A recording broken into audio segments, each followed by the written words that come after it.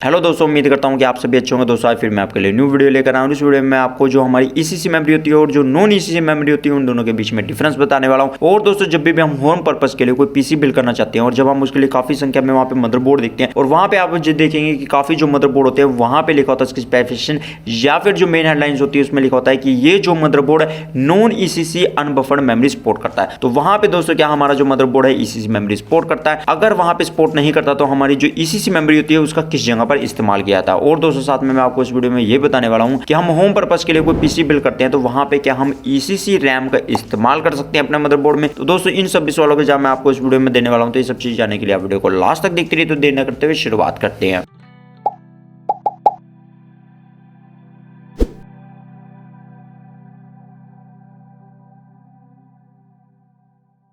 दोस्तों हमारी जो ईसीसी रैम क्या होती है ये जानने के लिए सबसे पहले तो आपको ये जानना जरूरी है कि जो हमारी नॉन ईसीसी रैम क्या होती है। तो दोस्तों उसमें क्या होता है कि हमारा जो रैम होती है उसमें क्या होता है कि सिंपल हमारा जो डाटा होता है हार्ड डिस्क ड्राइव या सॉलिड ड्राइव से डाटा जो है रैम के अंदर जाता है। रैम से फिर जो हमारी जो प्रोसेसर के अंदर जो कैश मेमोरी होती है उसके अंदर जाता है। फिर जो प्रोसेसर है उससे जो प्रोसेसिंग कर पाता है। तो यहाँ पे ये चीज होती है। और इसमें दोस्तों क्या होता है कि कई बार आपने देखा होगा कि मान लीजिए हम कोई फाइल खोलते हैं काफी पुरानी, या फिर मान लीजिए कि हम कई बार जो एप्लीकेशन खोलते हैं तो वो कई बार क्रैश कर जाती है। वो इसलिए करती है दोस्तों कि वहां पे क्या होता है कि आपको जैसे पता है कि हमारे जितने भी कंप्यूटर में जितने भी प्रोग्राम होते हैं या फिर मान लीजिए कोई भी वर्क होता है या डाटा स्टोर होता है वो जो होता है 0 और 1 के रूप में स्टोर होता है। तो कई बार दोस्तों क्या होता है कि वहां पे जो 0 1 की जो कोडिंग होती है वो कई बार वहां पे जो गलत हो जाती है, जिसकी वजह से हमारी जो कंप्यूटर में जो एप्लीकेशन चल रही होती है वो क्रैश हो जाती है या फिर क्लोज हो जाती है। या फिर मान लीजिए हमारा कंप्यूटर जो शट डाउन आता है, या फिर मान लीजिए हम कोई पिक्चर देख रहे थे पुरानी और वहां पे क्या होता है कि वो पूरी तरीके से खुल नहीं पड़ती, मतलब वहां पे जो हमारी जो एरर आती है हमारी पिक्चर में, या फिर मान लीजिए आप कोई वीडियो देख रहे होते हैं तो वहां पे ये चीज होती है हमारी जो सिंपल जो हमारी नॉन ईसीसी मेमोरी होती है। मतलब वहां पे क्या होता है कि हमारा जो डाटा पहले स्टोरेज डिवाइस से जाता है, फिर वो जो रैम में जाता है, रैम से फिर वो जो हमारे प्रोसेसर में जो कैश मेमोरी होती है इसके अंदर जाता है, फिर जो प्रोसेसर उसे एग्जीक्यूट करता है। तो यहाँ पे ये होता है। पर दोस्तों यहाँ पे हमारी जो ईसीसी मेमोरी होती है जिसे हम बोलते हैं एरर करेक्टिंग कोड, मतलब मेमोरी बोलते हैं, उसमें दोस्तों क्या होता है कि वहां पे हमारी जो रैम होती है उसमें एक एक्स्ट्रा चिप होती है। वो क्या करती है दोस्तों वहां पे कि हमारे जितने भी प्रोग्राम्स हम चला रहे हैं या फिर मान लीजिए हमारा कोई डाटा आया है मतलब स्टोरेज डिवाइस से, तो वो क्या करता है उसको वहां पे पूरा प्रॉपर चेक करता है कि इसमें कोई एरर तो नहीं है। अगर मान लीजिए वहां पे कोई एरर है मतलब कोडिंग में चेंजिंग हो गई है तो उसको रिपेयर करता है और फिर हमें जो वो आगे जो हमारे प्रोसेसर के जो कैश मेमोरी होती है उसमें भेजता है। फिर वो जो प्रोसेसर उसे एग्जीक्यूट करता है, जिसकी मदद से दोस्तों क्या होता है कि वहां पे हमें कोई भी एरर शो नहीं होती। यहाँ पे जैसे आपने देखा होगा कि मान लीजिए एप्लीकेशन क्रैश हो जाती है, या फिर मान लीजिए कि वहां पे कोई फोटो है वो जो खराब हो जाती है, या फिर मान लीजिए कि हमारा जो कंप्यूटर शट डाउन हो जाता है, मतलब कई बार हम एप्लीकेशन को एग्जीक्यूट नहीं कर पाता या प्रॉपर तरीके से वहां पे चल नहीं पाता। तो ये जो प्रॉब्लम है आपको जो ईसीसी मेमोरी के साथ वहां पे नहीं देखने को मिलती, क्योंकि वहां पे दोस्तों क्या होता है कि जो हमारी सिंपल रैम होती है, मतलब जो हमारी नॉन ईसीसी मेमोरी बोलते हैं, उसमें क्या होता है कि आपने देखा होगा कि वहां पे 8 चिप होती है, या फिर मान लीजिए आप दूसरी साइड देखेंगे तो वहां पे भी चिप होती है, मतलब वहां पे जो एक्स्ट्रा चिप नहीं होती। और दोस्तों जो हमारी ईसीसी मेमोरी होती है उसमें आपको एक एक्स्ट्रा चिप देखने को मिलेगी। वो इसलिए होती है कि वहां पे वो जो उन कोड्स को करेक्टिंग करती है, मतलब यानी कहीं कि हमारे डाटा को पूरा प्रॉपर तरीके से चेक करती है कि इसमें कोई एरर तो नहीं है। फिर उससे बाद वो जो है प्रोसेसिंग करने के लिए उसे वहां पे जो अपने सीपीयू तक भेजती है। तो यहाँ पे हमें कोई भी एरर नहीं मिलती। तो दोस्तों इसी करके जो हमारी ईसीसी मेमोरी होती है वो हमें कोई भी एरर शो करने नहीं देती, मतलब उसमें एरर जो होती है वो बहुत ही कम होती है। पर जबकि हमारी जो नॉन ईसीसी मेमोरी होती है उसमें हमें एरर बहुत ज्यादा देखने को मिलती है। तो दोस्तों यहाँ पे सबसे मेनली कॉमन बात यह है कि हमारी जो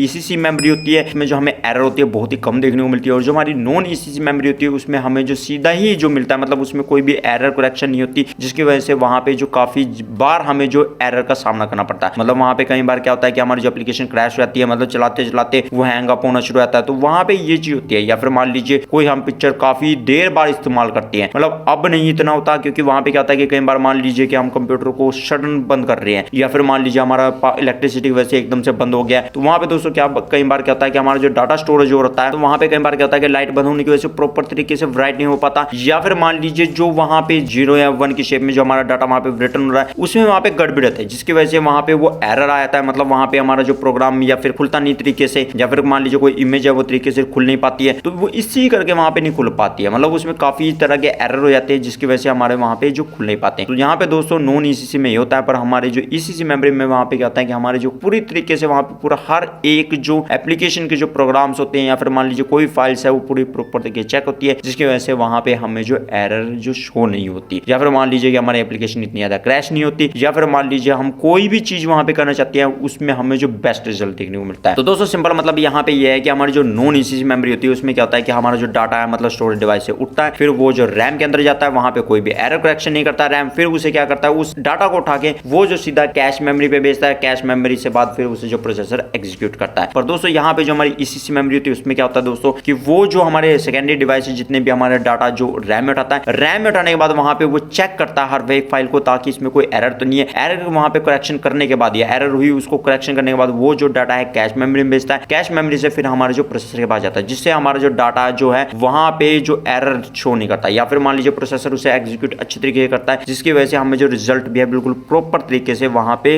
नजर आता है। तो यहाँ पे हमारी ईसीसी मेमोरी में ये होता है। तो दोस्तों यहाँ पे जो हमारी ईसीसी मेमोरी और जो नॉन ईसीसी मेमोरी होती है इनमें सबसे पहला डिफरेंस ये होता है कि हमारी जो ईसीसी मेमोरी होती है वो जो हमारे वहां पे देखती है कि कोई डाटा करप्ट है कि नहीं है, फिर उसको जो करेक्ट करती है। पर यहाँ पे जो हमारी नॉन ईसीसी मेमोरी होती है वो डाटा जो करप्ट होती है उसको वहां पे करेक्ट नहीं करती, वो सीधा आगे जो एग्जीक्यूट करने के लिए भेज देती है। यहाँ पे ये होता है। और दोस्तों यहाँ पे इसमें जो दूसरा डिफरेंस होता है ये होता है कि यहाँ पे जो हमारी जितनी भी ईसीसी मेमोरी होती है वो थोड़ी स्लो होती है। वो स्लो इसलिए होती है दोस्तों क्योंकि वहां पे क्या होता है कि वो जैसे डाटा उठाती है मतलब सेकेंडरी डिवाइस से, फिर वहां पे वो जो चेक करती है मतलब उसमें जो करेक्शन देखती है कि इसमें कोई खराबी तो नहीं है, और वहां पे उससे जो करेक्ट करती है तो उसमें वो थोड़ा टाइम लेती है, जिसकी वजह से क्या होता है कि हमारा जो प्रोसेसर तक जो हमारा डाटा है थोड़ी डिले पहुंचता है, जिसकी वजह से यहाँ पे क्या होता है कि ये जो परफॉर्मेंस है थोड़ी बहुत ही कम देती है, मतलब इतनी कम नहीं पर वो जो है 1 से 2% ही वहां पे जो कम आपको परफॉर्मेंस कम देती है। पर यहाँ पे दोस्तों जो हमारी नॉन ईसीसी मेमोरी होती है इसमें क्या होता है कि जैसे मैंने आपको बताया कि वो जो डाटा उठाती है और सीधा जो हमारे प्रोसेसर के कैश मेमोरी भेज देती है, फिर उससे प्रोसेसर एग्जीक्यूट करता है, जिसमें यहाँ पे क्या होता है इसकी परफॉर्मेंस काफी अच्छी होती है, मतलब ये जो होती है काफी तेज होती है। मतलब यहाँ पे ईसीसी मेमोरी के मुकाबले ये जो 1 या 2% जो फास्ट होती है, क्योंकि यहाँ पे इसे कोई भी ये नहीं देखती कि इसमें एरर है और या फिर करेक्ट करना होता है, ये सीधा जो मटेरियल उठाते हैं सेकेंडरी डिवाइस से और उसको भेज देती है, जिससे ये थोड़ी फास्ट होती है। तो यहाँ पे ये इनमें दूसरा दोस्तों ये डिफरेंस होता है। अब दोस्तों हम बात करते हैं यहाँ पे तीसरा डिफरेंस क्या होता है। तो दोस्तों यहाँ पे क्या होता है कि हमारी जो ईसीसी मेमोरी होती है ये जो होती है हमारी काफी महंगी होती है, मतलब अगर हम इसका कंपैरिजन देखें हमारी जो नॉन ईसीसी मेमोरी के मुकाबले ये जो काफी महंगी होती है, और यहाँ पे जो हमारी नॉन ईसीसी मेमोरी होती है ये जो इसका प्राइस कम होता है एज कम्पेयर टू हमारी ईसीसी मेमोरी के। तो दोस्तों यहाँ पे जब भी आपको ईसीसी मेमोरी आप ऑनलाइन बाय करने की कोशिश करते हैं तो वहां पे आपको उसका प्राइस काफी ज्यादा देखने को मिलेगा। मतलब मान लीजिए आप सेम जीबी की वहां पे कोई जो हमारी रैम बाय कर रहे हैं, या फिर मान लीजिए सेम मेगाहर्ट्ज की मतलब ईसीसी में और नॉन ईसीसी में, मतलब वहां पे भी सेम मेमोरी है और सेम मेगाहर्ट्ज की है, तब भी वहां पे आपको इनमें काफी प्राइस डिफरेंस देखने को मिलेगा। तो यहाँ पे दोस्तों ये होता है। अब दोस्तों हम बात करते हैं यहाँ पे इनमें जो चौथा डिफरेंस क्या होता है। तो दोस्तों जितनी भी हमारी जो नॉन ईसीसी मेमोरी होती है ये क्या होता है, ये सिंपल जितने भी हमारे जो डेस्कटॉप पीसी होते हैं मतलब होम पर्पस के लिए उनमें आपको ज्यादातर इस्तेमाल देखने को मिलेगा। मतलब हमारे जो लैपटॉप होते हैं फिर मान लीजिए डेस्कटॉप पीसी होती है उनमें आपको देखने को मिलेगा। जब भी आप ऑनलाइन बाय करते हैं फिर मान लीजिए आप अपनी रैम देखेंगे उसमें कौन सी डली है, तो वहां पे आपको जो नॉन ईसीसी अनबफर्ड मेमोरी देखने को मिलेगी अपने लैपटॉप या फिर मान लीजिए डेस्कटॉप पीसी में, अगर आप होम पर्पस के लिए वहां पे इस्तेमाल करें। और यहाँ पे दोस्तों जितनी भी हमारी ईसीसी मेमोरी होती है ये ज्यादा आपको देखने को मिलेगी वर्क स्टेशन या फिर सर्वर में, वहां पे इसलिए इस्तेमाल करने को देखने को मिलता है दोस्तों इनका सबसे ज्यादा, क्योंकि वहां पे क्या होता है कि मान लीजिए हमारे काफी ज्यादा जो यूजर होते हैं मतलब सर्वर पे इस्तेमाल कर रहे हैं, तो वहां पे वो कोई भी नहीं चाहेगा कि वहां पे जितना भी उनका डाटा वो खराब हो, या फिर मान लीजिए उन्हें खराब जो चीज मिले, या फिर वो मान लीजिए ऐसा कर रहे तो वहां पे जो वो जो साइट है या फिर कुछ भी वहां पे इस्तेमाल कर रहे हैं ऑनलाइन तो वो जो क्रैश हो जाए, तो वहां पे सबसे ज्यादा जो वर्क स्टेशन या फिर सर्वर में इसका इस्तेमाल किया था। या फिर मान लीजिए वर्क स्टेशन जिसमें हैवी एडिटिंग करते हैं, फिर मान लीजिए हैवी सॉफ्टवेयर का इस्तेमाल करते हैं, तो वहां पे भी जी हमारी ईसीसी मेमोरी का इस्तेमाल किया था, क्योंकि वहां पे होता है कि मान लीजिए काफी ज्यादा हैवी काम कर रहे हैं या फिर मान लीजिए बहुत इंपॉर्टेंट काम कर रहे थे और वो क्रैश ना हो जाए और वो फिर सेव ना हो, तो वहां पे इसलिए ईसीसी रैम का इस्तेमाल किया था ताकि कोई एरर ना आए। तो यहाँ पे जितने भी हमारे सर्वर होते हैं या फिर मान लीजिए वर्क स्टेशन होते हैं उनमें जो हमारी ईसीसी मेमोरी का इस्तेमाल किया था, पर जितने भी हमारे जो होम पर्पस के लिए डेस्कटॉप या फिर लैपटॉप होते हैं उनमें जो नॉन ईसीसी अनबफर्ड मेमोरी का इस्तेमाल किया जाता है। तो यहाँ पे दोस्तों ये होता है। तो दोस्तों ये तो बात हो गई कि हमारी जो ईसीसी मेमोरी और नॉन ईसीसी मेमोरी होती है इन दोनों के बीच में क्या डिफरेंस होता है। अब दोस्तों हम यहाँ पे बात करते हैं कि आपने देखा होगा जितने भी हमारे जो डेस्कटॉप पीसी होते हैं उनके जितने भी मदरबोर्ड होते हैं उनमें लिखा होता है कि ये जो ज्यादातर नॉन ईसीसी अनबफर्ड मेमोरी सपोर्ट करते हैं।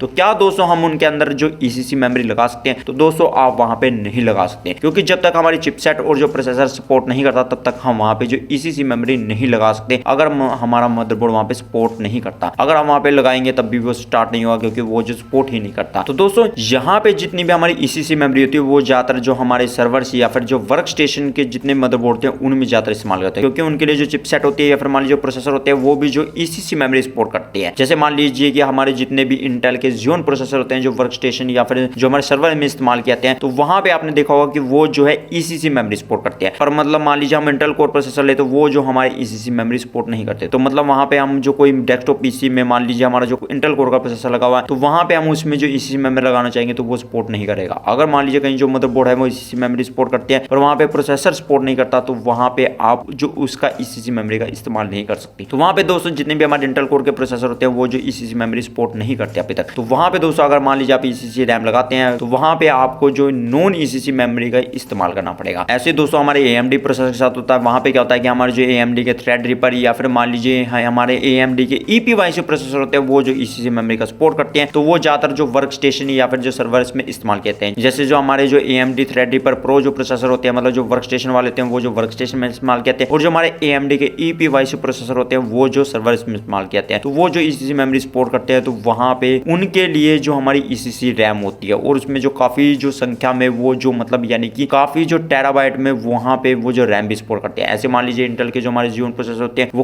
काफी टेराबाइट की जो वहां पे रैम सपोर्ट करते हैं, पर होम पर्पस में हम जितने भी देखेंगे वहां पे 128 GB तक ही हमारे जो रैम सपोर्ट करती है। चाहे मान लीजिए प्रोसेसर ले हम इंटेल कोर के, चाहे मान लीजिए AMD के Ryzen प्रोसेसर ले, वो 128 GB तक ही वहां पे मैक्सिमम रैम सपोर्ट करते हैं। तो दोस्तों अब आपके मन में ख्याल आता होगा कि ऐसा कोई भी तरीका नहीं है जिसके जरिए हम जो ईसीसी मेमोरी है हम अपने डेस्कटॉप पीसी में होम पर्पस के लिए लगा सकें। तो दोस्तों ऐसा तरीका होता है, पर उसके लिए दोस्तों क्या होता है कि आपके वहां पे जो चिपसेट होती है या फिर प्रोसेसर होता है वो भी जो है ईसीसी का सपोर्ट करना चाहिए, तब भी वहां पे जो आपके ईसीसी रैम लगा सकते हैं। जैसे दोस्तों की कई जो मदरबोर्ड होते हैं वो जो है ईसीसी मेमोरी का सपोर्ट करते हैं, जैसे AMD के Ryzen जो प्रोसेसर है वो जो है कई जो प्रोसेसर है उनमें जो ईसीसी रैम का सपोर्ट करते हैं, या फिर मान लीजिए जो न्यू लेटेस्ट चिपसेट है वो जो ईसीसी रैम का सपोर्ट करते हैं। तो वहां पे आप उसकी जो मदरबोर्ड की स्पेसिफिकेशन या फिर हेडलाइन में देखेंगे तो वहां पे लिखा होगा कि ये जो है ईसीसी और नॉन ईसीसी अनबफर्ड मेमोरी दोनों सपोर्ट करते हैं। मतलब आप कोई सी मर्जी लगाएंगे मतलब इस मदरबोर्ड में तो वो दोनों लगेंगे। जैसे कि आप अपने स्क्रीन पर देखिए, यहाँ पे देखिए कि B550 चिपसेट वाले और जो X570 चिपसेट वाले ये जो ज्यादातर आपके वहां पे ईसीसी मेमोरी सपोर्ट करते हैं। आप देखेंगे वहां पे 5000 सीरीज वाले, 4000 सीरीज वाले, 3000 सीरीज वाले, 2000 सीरीज वाले और 3000 सीरीज वाले वो जो प्रोसेसर सपोर्ट करते हैं। पर एक बात दोस्तों ध्यान रखिए कि जहां पे AMD Ryzen 4000G सीरीज वाले जितने भी प्रोसेसर होते हैं या फिर मान लीजिए 3000G सीरीज वाले जितने प्रोसेसर है उनमें जो प्रो मोड होते हैं वही अकेली जो ईसीसी रैम का सपोर्ट करते हैं। और यहाँ पे जो कहीं जो चिपसेट होती है वो X470 भी वहां पे जो हमारी चिपसेट होती है वो भी ईसीसी रैम का सपोर्ट करती है। मतलब आपको कई मदरबोर्ड देखने को मिल जाएंगे कि वहां पे जो आपकी ईसीसी रैम का सपोर्ट करते हैं, तो वहां पे आप जो इन प्रोसेसर के साथ मतलब बड़े आराम से, जब आपका वहां पे जो मदरबोर्ड भी सपोर्ट करता है ईसीसी रैम और जो प्रोसेसर भी सपोर्ट करता है, तो वहां पे बड़े आराम से आप जो ईसीसी रैम लगा सकते हैं। तो वहां पे इस तरीके से आप जो ईसीसी रैम लगा सकते हैं। अब दोस्तों आपके मन में ख्याल आता होगा कि ये तो बात होगी कि AMD Ryzen के प्रोसेसर के साथ हम ईसीसी रैम लगा सकते हैं कि नहीं। अब दोस्तों यहाँ पे तो इंटेल कोर के प्रोसेसर है, क्या हम उनके साथ जो ईसीसी रैम लगा सकते हैं कि नहीं। तो यहाँ पे दोस्तों अभी तक जितने भी इंटेल कोर के प्रोसेसर हैं वो जो ईसीसी रैम का सपोर्ट नहीं करते हैं। अगर मान लीजिए आप उसके लिए जितने भी ज्यादातर मदरबोर्ड देखेंगे तो वहां पे आपको देखने को मिलेगा कि ये जो है ईसीसी रैम का सपोर्ट नहीं देखने को मिलेगा। वहां पे आपको जो नॉन ईसीसी अनबफर्ड मेमोरी होती है उसी को ही इस्तेमाल करना पड़ेगा। पर यहाँ पे जबकि AMD के Ryzen के कुछ प्रोसेसर होते हैं उनमें आपको ईसीसी का सपोर्ट मिलता है, या उनके लिए कुछ मदरबोर्ड है जो न्यू चिपसेट वाले हैं उनमें आप ईसीसी रैम का सपोर्ट कर सकते हैं। आने वाले फ्यूचर में शायद इंटेल के भी कोई ऐसे प्रोसेसर आ जाए जिनमें आपको ईसीसी का सपोर्ट देखने को मिलेगा, तो आप वहां पे लगा सकते हैं। तो दोस्तों उम्मीद करता हूँ आपको वीडियो काफी अच्छी लगी होगी। तो दोस्तों अगली वीडियो में आपको फिर मिलता हूँ वीडियो के साथ, तब तक के लिए न्यू चीजें सीखते रहिए और आगे बढ़ते रहिए।